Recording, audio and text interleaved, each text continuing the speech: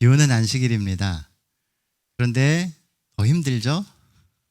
우리가 연휴를 끝나고 나니까 더 피곤한 것 같습니다.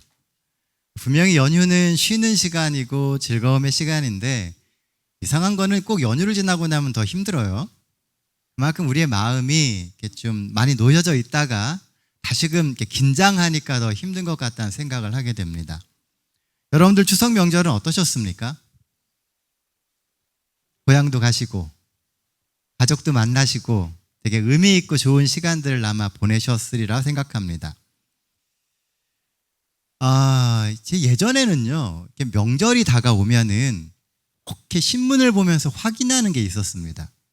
여러분들은 명절 준비를 제일 먼저 뭘 하십니까? 음식도 준비하시고 뭐 이렇게 하시죠? 제가 예전에는 제가 음식을 준비할 일이 없으니까요.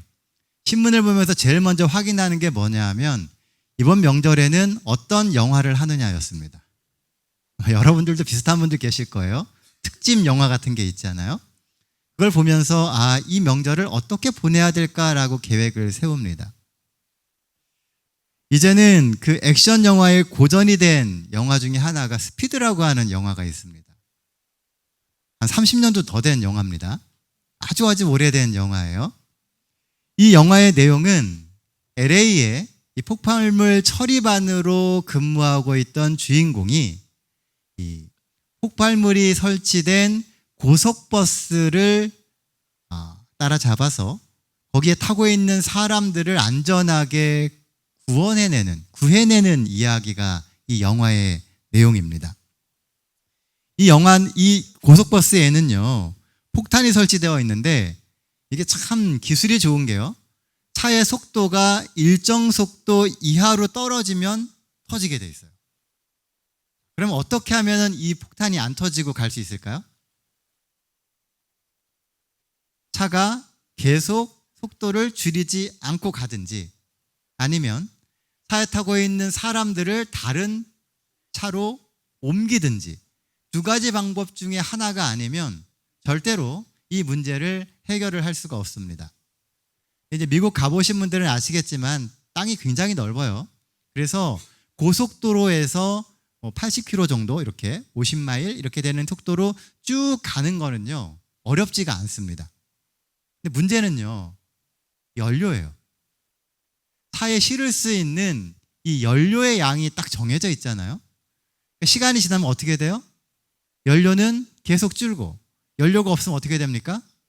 차는 멈출 수밖에 없습니다. 그래서 이 영화의 주인공이 이 사람들을 안전하게 옮기기 위한 노력을 합니다. 다른 버스로 옮겨 타게 만드는 거예요. 나란히 차가 달리면서. 인생도 똑같습니다. 우리에게 주어진 시간과 수명이라고 하는 연료는 무한대가 아니에요. 우리는 지금 우리의 인생의 버스가 정말 잘 달리고 영원히 달릴 것처럼 생각합니다.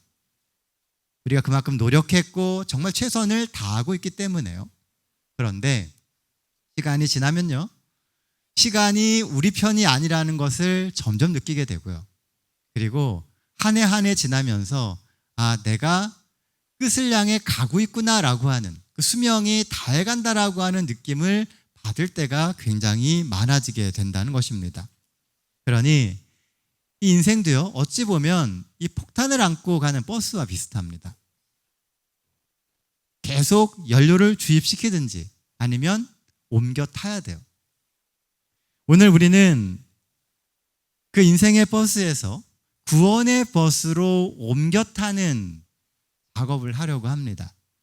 그러니까 침례를 뭐라고 설명하면 좋을까라고 생각해 봤을 때 버스를 갈아타는 거예요. 우리가 지금까지 믿어오고 이것이 영원할 거라고 생각했던 그 인생의 버스를 이제 하나님께서 예비해 주신 구원의 버스로 옮겨 타는 작업입니다. 이 버스의 기사는 예수님이시고요. 이 버스는 절대로 연료가 다하지 않습니다. 우리를 하늘까지 안전하게 인도해 주게 될 것입니다. 오늘은 4명의 귀한 영혼이 침례를 받습니다. 폭탄을 안고 달리는 인생의 버스에서 구원의 버스로 옮겨 타는 시간이에요. 이 귀한 선택에 하나님의 넘치는 축복이 함께하게 되시기를 간절히 원합니다. 침례식을 맞이하며 오늘 함께 우리가 은혜를 나누기를 원하는 말씀은 로마서 6장 5절로 6절에 있는 말씀입니다. 신약성경 로마서 6장 5절로 6절에 있는 말씀입니다. 11절 말씀도 같이 좀 읽도록 하겠습니다. 우리 한 절씩 번갈아 가면서 읽을게요. 자, 홀수절은 제가 읽고 우리 짝수절 6절은 성도님들께서 같이 읽어주시기를 부탁드립니다. 제가 읽겠습니다.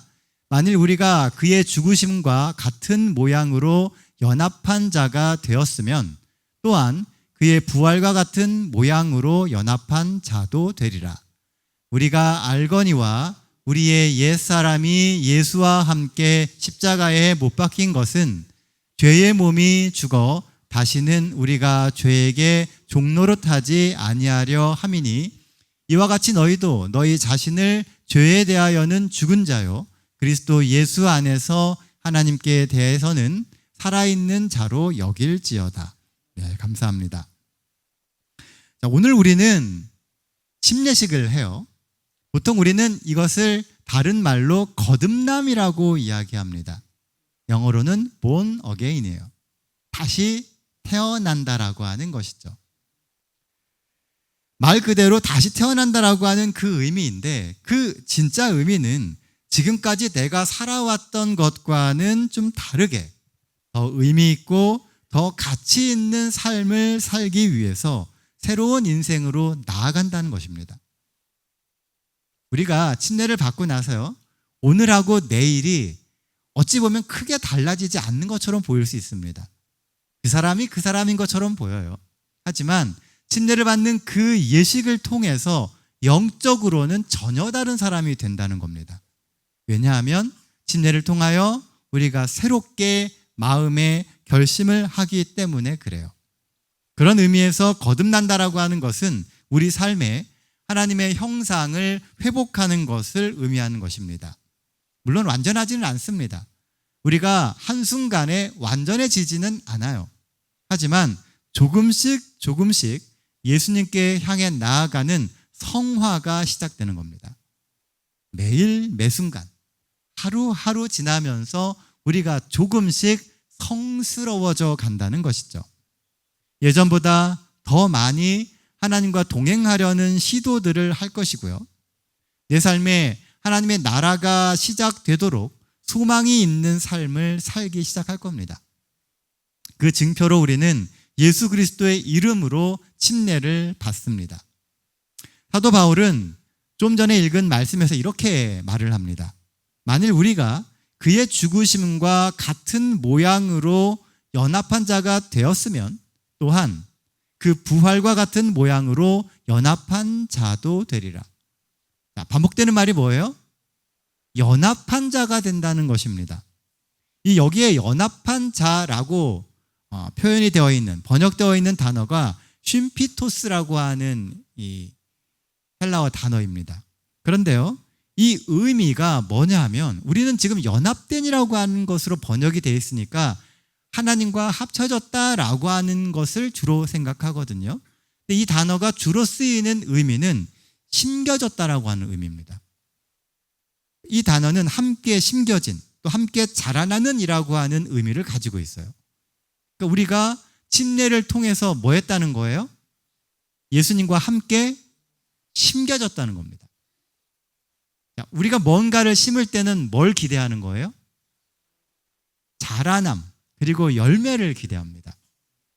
뭘 심는데 그런 자라남에 대한 기대가 없다면 우리가 굳이 힘들게 뭘 심을 이유가 없겠죠. 뭔가를 심을 때는 자라날 것이라고 하는 기대가 있고요. 그리고 그 자라남의 결과로 멋진 열매가 맺힐 것이라고 하는 것을 생각하기 때문에 힘들게 뭔가 심습니다. 침례라고 하는 것은 사실 예수님께서 우리에 대한 기대를 가지고 우리를 심으시는 거예요. 자라나라고 하시고 열매 맺으라고 하시는 것입니다. 우리는 주 안에서 믿음의 거목으로 자라날 꿈과 기대를 받고 있다라고 하는 것을 기억해야 합니다. 내 자신의 모습은 여전히 연약하고 보잘것없지만 예수님은 오늘 우리에게 자라남을 기대하고 계시고요. 그 자라남을 통해서 멋진 열매를 맺기를 기대하고 계신다는 것입니다. 우리가 잘 아는 포도나무 비유에 보면요, 이렇게 얘기를 하세요. 나는 포도나무요, 너희는 가지라. 그가 내 안에, 내가 그 안에 거하면 사람이 열매를 많이 맺나니 나를 떠나서는 너희가 아무것도 할 수 없음이라. 예수님이 포도나무시고요, 우리는 가지입니다. 포도나무가 열심히 자라고 있으면요, 가지는 나무에 붙어 있으면 어떻게 돼요? 자연스럽게 포도가 열립니다. 내가 뭘 하지 않아도 내가 그리스도 안에서 붙어서 그 양분을 계속 받고 있으면 자연스럽게 열매가 맺혀진다는 거죠. 왜요? 우리가 심겨졌기 때문에요.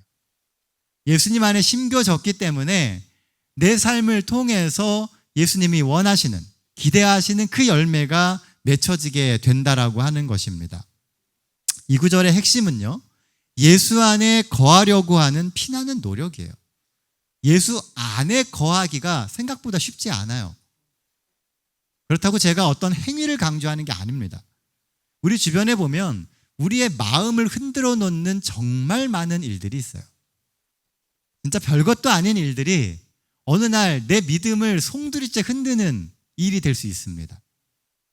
우리가 계획하고 또 뜻했던 많은 것들, 준비했던 것들이 틀어지는 그 순간 우리는 또 심적으로 굉장히 큰 어려움을 겪어요. 그러면서 내가 믿어왔던 그 하나님과의 관계가 근본적으로 흔들리는 경험들을 하게 될 수도 있습니다. 그런 흔들림, 어려움, 시험도 많고 시련도 많겠지만 우리가 어떤 일이 있더라도 이 믿음의 자리를 지키려고 하는 그 노력이 있어야 된다는 거예요. 각오가 필요합니다. 보통 침례를 받고 나면요, 많은 분들이 시험에 드는 경우가 많아요. 제가 목회를 한 지 지금 25년째가 되거든요. 근데 침례 공부를 막 하면서 어떤 분은 정말 가정에 어려운 일이 생기는 경험들도 있었고요. 어떤 분들은 갑자기 막 아픈 분들도 계십니다. 그러면 뭐라고 얘기하세요? 연세 드신 분들은 내가 이렇게 하나님을 믿으려고 하니까 주변에 조상신들이 막 나타나셔가지고 꿈에도 나오시고 막 이런 얘기를 합니다. 왜냐하면 우리의 삶에 그만큼 이 일이 쉽고 간단한 일이 아니라는 거예요. 왜 그 조상신들이 꿈에 보일까요? 사단이 역사하는 거예요. 왜냐하면 오늘 우리의 이 결심이 아무것도 아닌 것처럼 보이지만 사실은 우리의 인생을 바꾸는 결심이 되기 때문에 그런 것입니다. 그래서 우리가 흔들리지 않기 위해서는 말씀을 봐야 되고 말씀을 듣고 기도해야 합니다. 성경 읽는 거 별거 아닌 것처럼 보이지만요, 여러분들이 읽은 그 말씀, 들은 그 말씀이 여러분들의 믿음이 흔들리고 시험에 빠질 때마다 여러분들을 붙들어 주게 될 말씀입니다. 그 말씀의 힘으로 우리가 이겨낼 수 있어요. 성경에 보면 예수님도 시험을 당하실 때요, 그분이 읽으셨던 그 말씀으로 사단을 대항하십니다. 그러니까 사단이 물러가요. 말씀의 힘으로 살아가는 게 그리스도인의 삶이에요. 그래서 우리는 말씀을 읽어야 되고 들어야 되고 기도해야 하는 것입니다. 식물이요, 영양분을 받지 못하면 자라날 수 없습니다. 마찬가지로 더 나은 신앙인이 되기 위해서는 믿음을 끊임없이 공급받아야 돼요. 우리의 믿음이 공급돼야 그리스도인으로 자라갈 수 있게 되는 것이죠. 오늘 이 선택과 이 믿음의 진보가 여러분의 남은 인생을 바꿀 수 있는 커다란 변곡점이 되기를 바랍니다.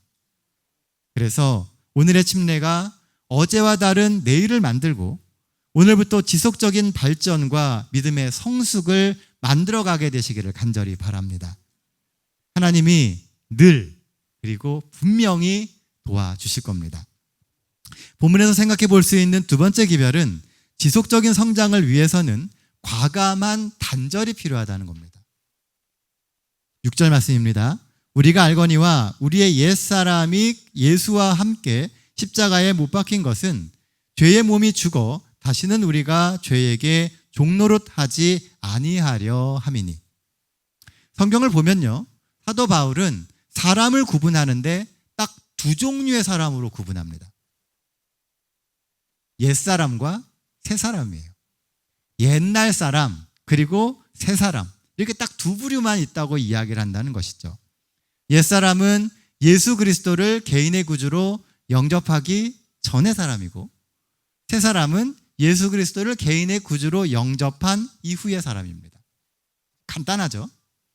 옛사람은 여전히 죄에 머물러 있어서 죄를 지어도 그 죄로 인해서 아무런 갈등을 느끼지 않는 사람입니다.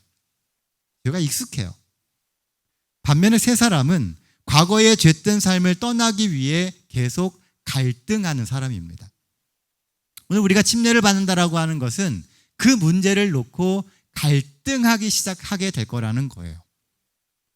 예전처럼 사는 게 마음에 부담이 돼요. 예전처럼 사는 게 옳지 않음을 알게 되었다는 겁니다.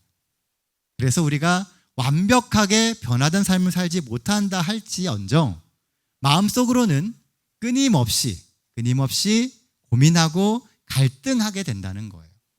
이것이 성령께서 우리 마음 가운데서 이루시는 일입니다. 그래서 우리가 그리스도인이 된다라고 하는 것은 말씀대로 성령의 음성대로 갈등하며 사는 거예요. 완전히 바뀌지 못할지언정 늘 바뀌기 위해서 나아가는 삶을 살아가게 되는 것이죠. 지속적인 성장을 해가기 위해서는요, 필요 없는 것은 잘라내고 필요하고 중요한 것에 더 집중해야 됩니다. 사도 바울은 우리가 십자가에 못 박혔다라고 이야기를 해요. 우리는 십자가에 못 박힌 적이 없어요. 그렇죠? 하지만 예수께서 십자가에 못 박히시는 그 순간 우리 역시도 거기에 같이 동참했음을 잊지 말라는 것입니다. 과거와 단절되어야 돼요. 과거의 죄된 수많은 습관들로부터 우리는 벗어나야 한다는 것입니다. 중국의 오경 중에 하나인 예기에 보면요, 이런 글이 있습니다. 군자는 그 도를 얻으면 즐거워하고 소인은 그 소망을 얻으면, 그 욕망을 얻으면 즐거워한다. 도로서 욕망을 제어하면 즐거우면서도 어지럽지 않고 욕망에 빠져 도를 잊으면 미혹될 뿐 즐겁지 않다. 이 말씀을 잘 읽어보면요, 이 글을 잘 읽어보면 결국 군자는 뜻을 얻으면, 의미 있는 삶의 도를 얻으면 즐거워진다는 거예요. 반면에 소인, 우리가 교회에서 많이 표현하는 용어로 한다면 악인들은 그 욕망을 얻으면 즐거워한다는 것입니다. 우리의 이제 지향점이 욕망이 아니라 하나님의 말씀, 하나님이 주시는 진리의 기별이 되어야 한다는 거예요. 그래야지만 진정한 즐거움이 있고 사는 게 어지럽지가 않습니다. 혼란스럽지가 않아요. 욕망을 따라 살면은 즐거움이 있는 것처럼 보여요. 하지만 모든 것이 미혹되고 혼란해진다는 겁니다. 우리가 이 마지막 시대를 포스트 모더니즘 시대라고 이야기를 해요. 포스트 모더니즘 시대는 혼란의 시대입니다. 진리가 없고 무엇이 옳은지 그른지 판단할 수 없어요. 다양성을 이야기하지만 사실은 혼란 가운데서 그 어떤 것도 온전하지 않은 시대입니다. 왜 사단이 마지막 시대를 이렇게 이끌고 갈까요? 사람들이 어떻게 살아야 될지를 모르게 만들기 위해서입니다. 오늘 우리가 과감히 말씀에 어긋나는 것들은 잘라내고 말씀에 합당한 것을 삶에 채워가게 될 때 온전히 우리가 그리스도 안에서 그리스도인으로 거듭나게 되는 것입니다. 바울이 주도했던 초대교회의 역사와 현대교회의 가장 큰 차이 중 하나는요, 회심의 의미입니다. 우리가 그리스도 안에서 새롭게 마음을 돌렸다라고 하는 회개와 회심의 의미가 조금 차이가 난다는 거예요. 초대교회 당시의 회심의 의미는 오늘날과 전혀 다른 성격을 가지고 있었습니다. 한 사람이 예수를 믿고 침례를 받는 일은 단지 종교를 갖는 정도를 넘어서서 죽음에 대한 각오를 의미했어요. 어떻게 해서든지 이 믿음 안에 거하고 과거의 삶으로 돌아가지 않겠다라고 하는 의미가 침례였습니다. 그래서 예전에 살던 대로 살아서는 안 돼요. 예수께서 가르쳐 주신 다른 삶을 우리가 살기로 결심하게 되시기를 간절히 바랍니다. 나치 독일에 저항했던 본 회포 목사의 말이 새롭게 떠오릅니다. 예수께서 당신을 부르신 건 죽으라고 부르신 것입니다. 예수님께서 우리를 부르신 이유는 과거의 나에 대해서 이제는 죽으라는 거예요. 그리고 예수님 안에서 새롭게 살아가라는 겁니다. 과거에 우리가 실수가 많고 죄가 많고 또 우리의 과거가 암울할 수도 있습니다. 거기에 매이지 마세요. 이제는 주님 안에서, 예수님 안에서 새로운 사람이 되었습니다. 과거는 잊고 예수님 안에서 희망을 보고 꿈을 꾸며 나아가면 돼요. 그러면 하나님은 우리를 지금 있는 그 모습대로, 우리가 예수님께 나아가는 그 모습대로 받아들여 주실 것입니다. 사랑하는 성도 여러분, 하나님께서 우리의 힘입니다. 이 시간 과거의 나를 과감히 떠나보내고 하나님이 주시는 새로운 나를 받아들이시는 우리 모든 동탄 새하늘 성도들과 침례자 모두들이 되시기를 간절히 바랍니다.